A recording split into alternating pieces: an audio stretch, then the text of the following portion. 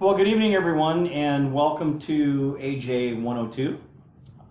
This is going to be Chapter 3, and we're going to talk about crime in the United States. And we're going to look at offenses and offenders and victims. And I don't think you can see it, but I'm in my office tonight, and it's really cool looking, but hey, you can't see it, so it really doesn't matter. I would also invite your attention to your textbook, page 76. Where there are several definitions that are listed there. And again, as I've said in other lectures, I think it would be great that you would take the time and look through the chapter and try to get a better understanding on some of the definitions, because I think that that will really help you as we continue to not only go through Chapter 3, but as we look into other chapters as well. So, to kind of get things going by way of introduction, crime is more than laws and cases. Crime involves hurtful acts committed by individuals against other individuals or their property. Until recently, however, crimes have been examined as acts against the state and prosecuted as such. This is changing a little bit, and there are some phrases that are coming up here that you may have heard or maybe you haven't heard. Whether it's called restorative justice, balanced justice, or community justice, the system is beginning to view criminals, victims, and society as all equally affected by criminal acts. Now, I'm not sure how much you agree with that, but basically, there's these three components to crime: the criminals, the victims, and of course society. And basically what they're saying here is that we're starting to look, at all of them equally impacted or affected by criminal acts. So, just kind of an interesting concept in itself. So as we talk a little bit more about crime and the types of crime and where do they come from, the penalties and everything else, the definitions and all that stuff, we're going to look at sources of information on crime. And I think the great place to start would be official sources. There are several sources of information about crime, and the most frequently used sources of information about crime are what we would say would be official government statistics. Now, there are self-reported surveys that are out there, and of course the media, which tends to give information out as well. But for us, I think it's better to stick to official sources on crime. And when you look at official sources, number one on the list, of course, would be the FBI or the Federal Bureau of Investigation's Uniform Crime Reports. Second would be the National Incident-Based Reporting System, or NIBARS, and the last would be the Bureau of Justice Statistics National Crime Victimization Survey. The information about crime comes from statistics gathered from around the country. In 1930, Congress assigned the FBI to serve as the National Clearinghouse for Crime Stats.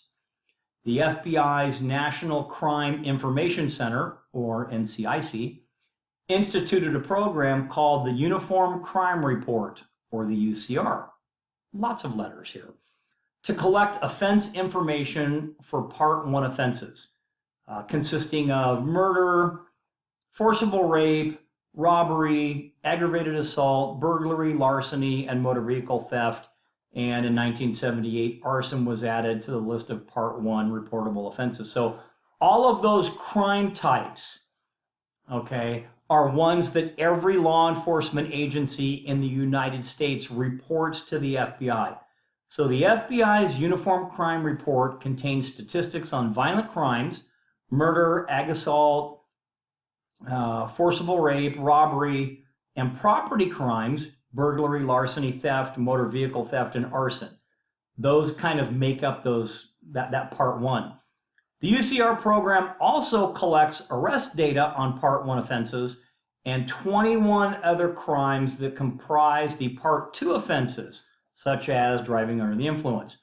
The annual publication of this program, called Crime in the United States, basically publishes on an annual basis all the law enforcement agencies' crime stats. So you can go on the internet and you can Google FBI crime statistics or FBI website. It'll take you to their website. You'll be able to get a hold of that report, Crime in the United States, and you can find out crime across the United States in every city and county in the United States. So really good way to be able to kind of keep up with crime and what's happening, not only in your area of the world, but on the other side of the United States as well. And there are different ways of kind of showing what crime is like. And we talked about classification already. We talked about, the UCR, about it collects violent crime data and crimes against property, and it excludes some crime, of course, from the data. So we have the Part 1 crimes specifically. But to the right of this slide is an example of what they call a crime clock. And this is a statistical bit of information that tells you how crime occurs, to what level, how many, however you want to phrase that, across the United States by time. So it looks kind of scary, and it actually is. So remember, we know that Part 1 crimes consist of crimes against persons, which would be murder, rape, robbery, and ag assault. So that's the first 4. And then property crimes, burglary, larceny, theft, and motor vehicle theft, and then arson as well. Okay, was the last one that was on there. But for this one, it's going to show you everything but arson. So you can see here, it breaks it down into like minutes or even seconds. A violent crime occurred every 26.2 seconds across the United States. Think about that. Every 26.2 seconds, either a murder, a rape, a robbery, or an ag assault occurred. You look at property crime, every 3.5 seconds, a property crime occurred. And then it kind of breaks it down a little bit more. One burglary every 14.4 seconds, one larceny theft every 5.1 seconds, one motor vehicle theft every 44 seconds. God, is that amazing? A car is stolen almost, less than a minute across the United States. That's crazy. So this is just kind of an interesting way of showing data and really getting a look at how and when things occur. So here's an example that I put in that came from the Rialto Police Department. That's where I came from. And it shows our Part 1 offenses that are reported yearly to the Department of Justice. Now, the right corner shows that we've been doing some good things. In 2014, we had a drop in violent crime and a decline in property crime compared to 13. So the way you read this is, remember, Part 1 crimes: homicide, rape, robbery, ag assault, burglary, larceny, motor vehicle theft, arson. You can look all the way across. This is what we would report. And each one of the numbers is a crime.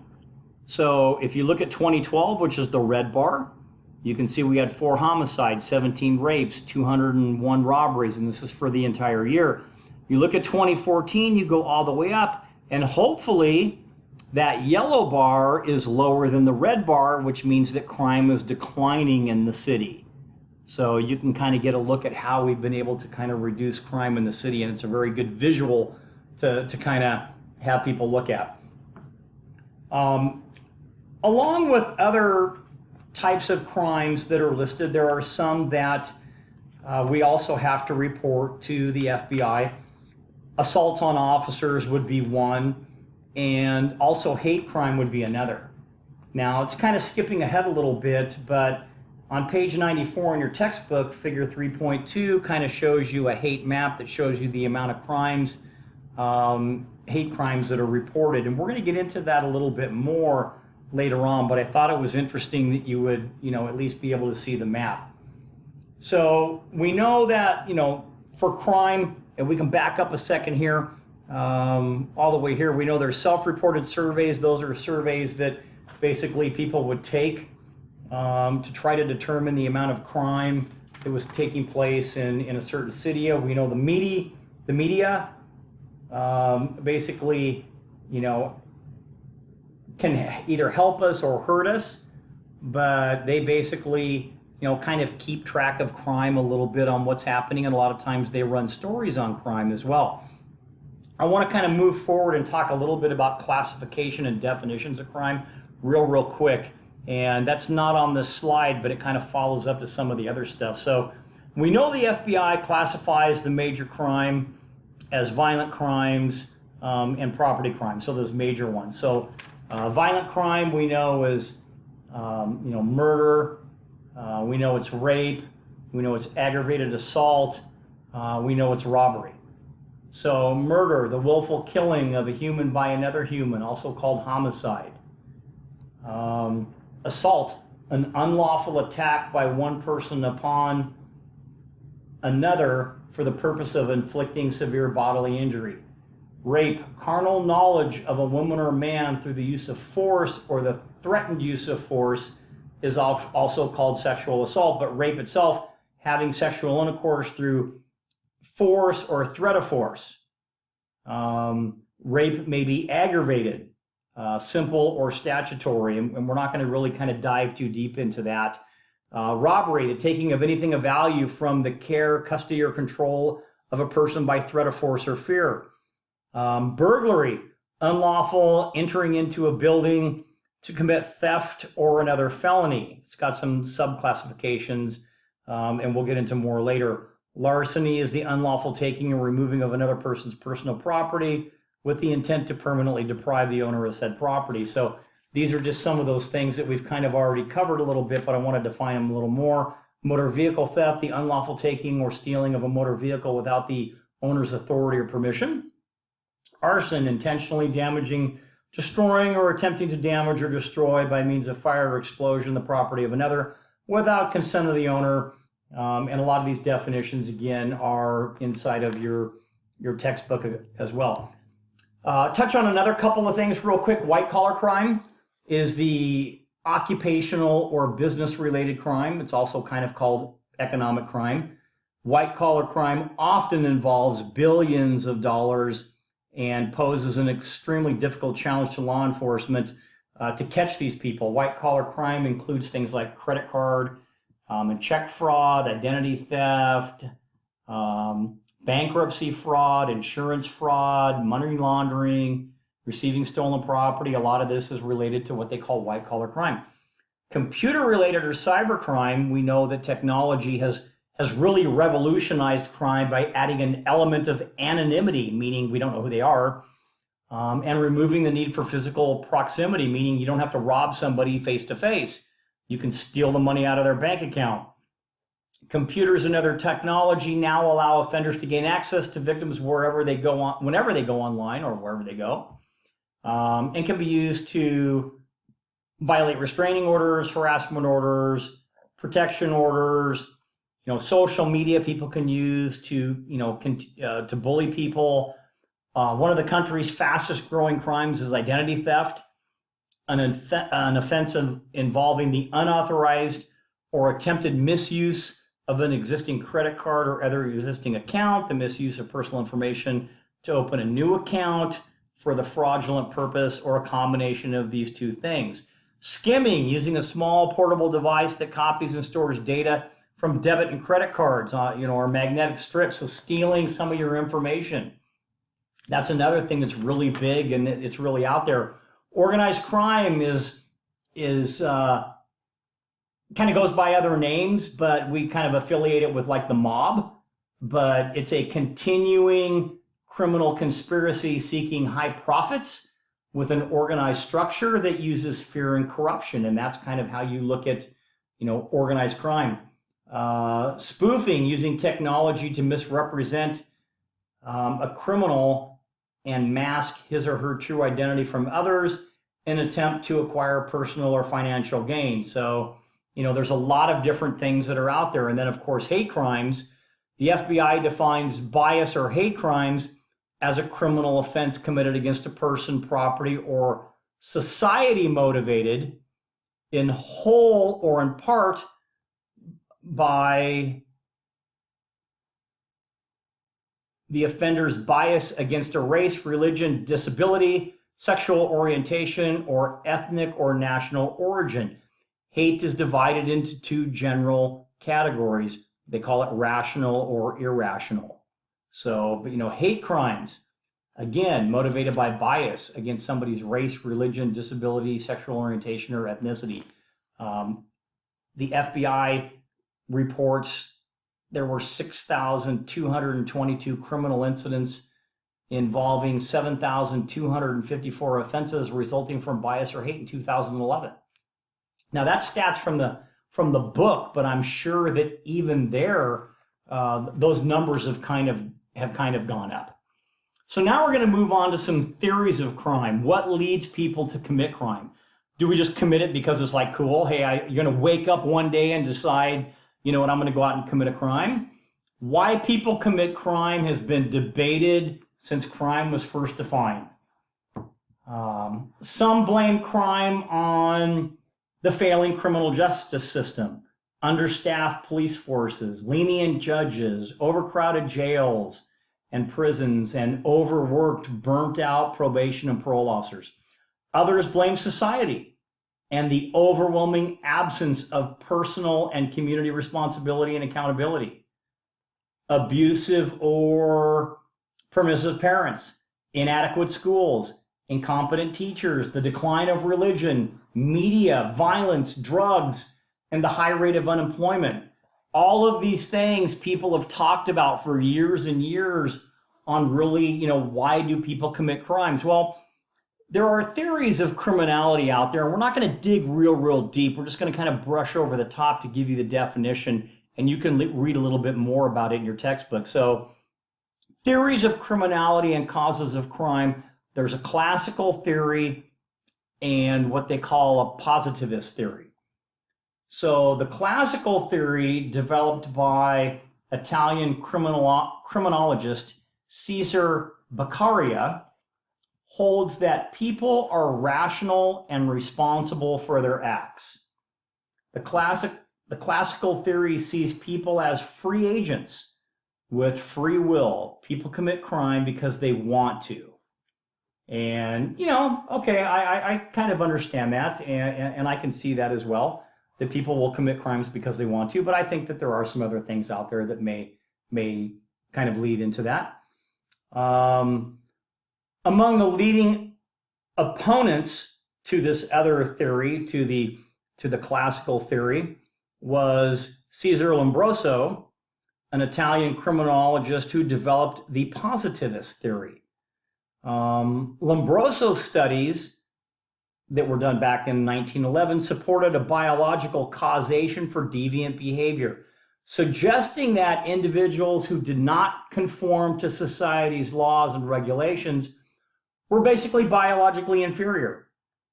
Biological theorists hold that's how a person acts is basically a result of heredity and genetic predisposition.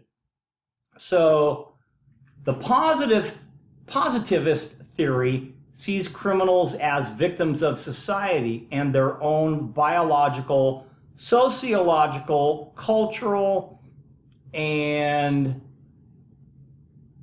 kind of psychological or physical environments, if you will. And, with that comes the influence of biology. There's kind of a theory out there under the influence of biology. A medieval law states, and bear with me for a minute, if two persons fall under suspicion of crime, the uglier or more deformed is to be regarded as probably guilty. Such a law is based on a belief that criminals are born, not made. Now, we've come a long way to get out of the understanding, the Middle Age kind of suggestion that I just read to you. But, this is kind of the influence of biology and how things were looked on, many years ago. And, the question kind of comes down to, are people just born bad? Again, do you just wake up one day and decide, hey, I'm going to be a criminal? Or are there influences out there that kind of push you in that direction? Again, I'll let you be the judge to this. So many environmental factors have been identified as contributing to criminality, including poverty, unemployment, disintegrating families, drug and alcohol abuse. So all of these things have been known, to kind of bring about, crime. Or perhaps maybe it's a combination of biology and the environment. So again, I'm going to let you do some reading on these things and kind of figure that out for yourself. But I thought it was good that we at least went over the theories and talked about some of that stuff. So as we start to kind of move on a little bit and we look at, again, what leads people to commit crime, we can look at the characteristics of known offenders. We can look at career criminals and their level of recidivism, meaning how many times they're in and out of the system. And we can kind of find out there, we can get some data. So here's kind of what we know. According to the FBI, Crime in the United States 2011, so this is that report we were talking about earlier, the highest number of arrests in 2011 were for drug abuse violations, followed by larceny, theft, and driving under the influence. Males accounted for 74.1% of those arrested, and 69.2% of those arrested were white or Caucasian. So these are some characteristics that we're just kind of reading here to get a little handle on things of known arrested people. So we can take some of this information and it can help us formulate, what's going on in our communities. When it comes to career criminals or recidivists, those that again go in and out of the system, of major concern are the chronic or career criminals, a small group of offenders arrested 5 or more times as a juvenile. Such an offender is also called a recidivist, meaning one who habitually and repeatedly breaks the law. Although most offenders kind of age out, meaning that as they get older, they stop that and eventually kind of stop doing some of the criminal activity. There are some that don't. And that's where kind of the problem lies. And there have been several studies to talk about recidivism and why people continue to reoffend. In addition to targeting career criminals, the criminal justice system must focus attention on our youths, especially juvenile delinquents, because delinquency is often the beginning for the career criminal. In addition, official data consistently shows that crime rates rise rapidly in teenage years, peak in late adolescence, and then decline somewhat through the life course. So basically what they're saying here is that we need to pay attention to those late teenage years, because those are times when kids tend to get in trouble. And as they start to get a little bit older, maybe they aren't 18, but as they get older, those records that they have and their arrest rates and things, those stick with them as they start to move into their adult years. So again, just information for us to kind of be cognizant of. Victims of violent crime and violence and dealing with violent crime, everyone expects law enforcement officers to know how to deal with criminals.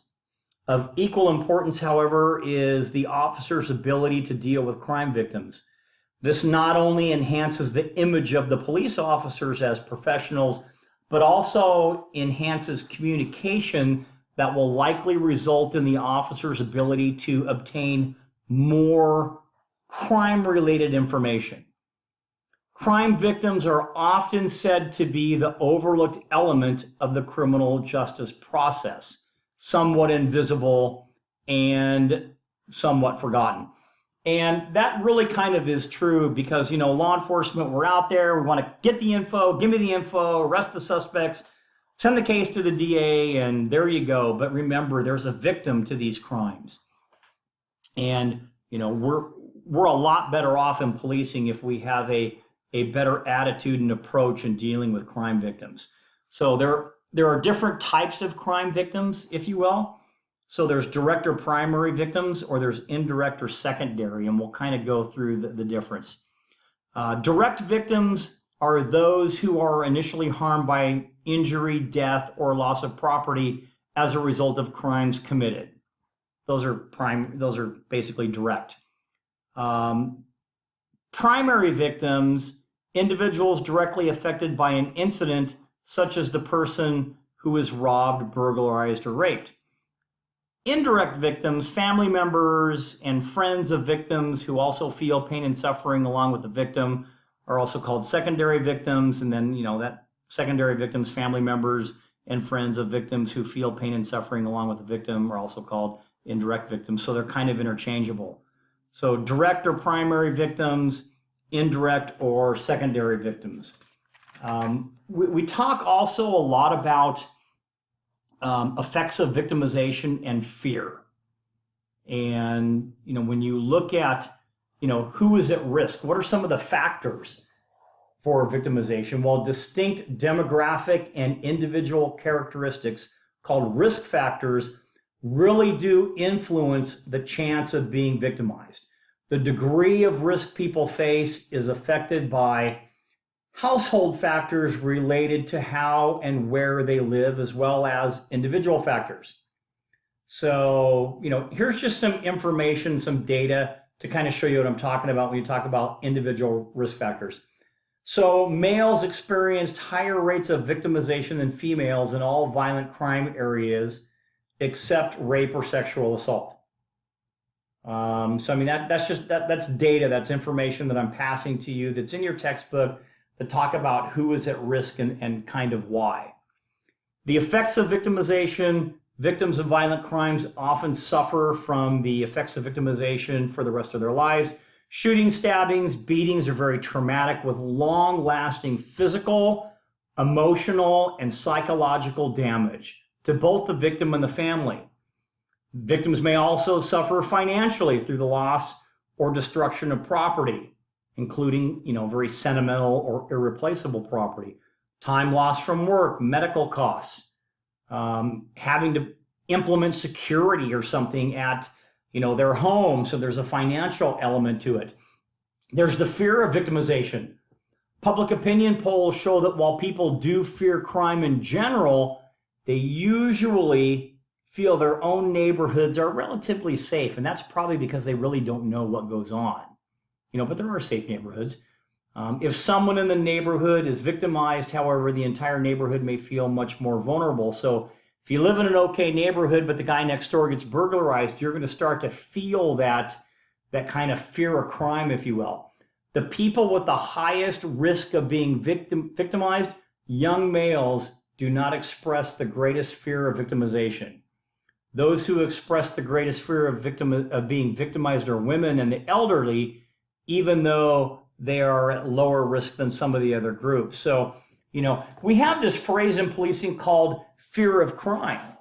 And that fear is really true where, people are fearful of being the victim of a crime. And sometimes that kind of takes over the neighborhood, where they live and things like that. So moving on a little bit, dealing with crime victims, they have this thing called the second wound, meaning further victimization by the criminal justice system. So when we as law enforcement are dealing with victims and we get them into the criminal justice system, we have to remember not to forget them, because we don't want, they've already been the victim of a crime, so we don't want them to feel less appreciated or less in need of help. There are a lot of support groups out there through the DA's office and private firms and groups to assist victims that have been the victim of crimes. The movement toward crime victims' rights. I'm not going to spend a lot of time on that. I'll let you read a little bit. But again, there are programs and services for crime victims, and it's now becoming kind of the role of police, to where we are to help ensure that these folks are being taken care of. An example of a program or something like that, just to kind of give you some idea, a support group could be like MAD, Mothers Against Drunk Driving. It's a national organization for victim assistance to deal and help with those that are dealing with issues related to drunk driving, fatalities, and things like that. So, and then here's kind of an interesting victim of crime and violence graph, chart, or picture. You can kind of pick whichever one you want to call it. So on page 108 of your textbook, they call this basically the leaky net. And the rationale here is that, we don't always do the best we can when it comes to making criminals like pay or, pay restitution. We can put them in jail, sort of, and make them responsible for things like that. But when it comes to the amount of crimes committed versus, the amount of restitution that's paid to victims, there are very few. Victim restitution may be a part of a sentence, or it may be a condition of probation that requires offenders to compensate their victims for damages as a result of an incurred loss from a crime. Restitution has widespread use in cases of larceny, burglary, and other crimes, as well as some violent crime. Restitution may take several forms, such as monetary payment or money equal to the loss incurred, or other arrangements that do not directly benefit the victim but may compensate the state or community for prosecution costs. So maybe like a work crew or something like that. You get arrested for DUI, you get a fine, you have to go to class, and part of your sentence is to go pick up trash on the freeway, which now means we don't have to pay people to go out and pick up trash, so you can kind of see the correlation between the two. So this photograph, if you will, kind of depicts the leaky net, and you can see on top the number of crimes committed, and then down below crimes not reported by victims, crimes not responded to or investigated, going all the way down to victims not willing to accept restitution. And at the very bottom, you see criminals who repay their victims. So not very many. So again, this is just one of these things, about restitution. While we see that as a necessary thing that we have to kind of continue to do, it's not really doing the best it can. Lastly, we'll finish up with police officers as victims. Law enforcement officers killed and assaulted, and this is 2011, and I'm going to give you some more up-to-date data probably next week. But in 2011, across the U.S., 72 officers were killed, 63 with firearms. Average age was 38. Average time on the job was 12 years in service.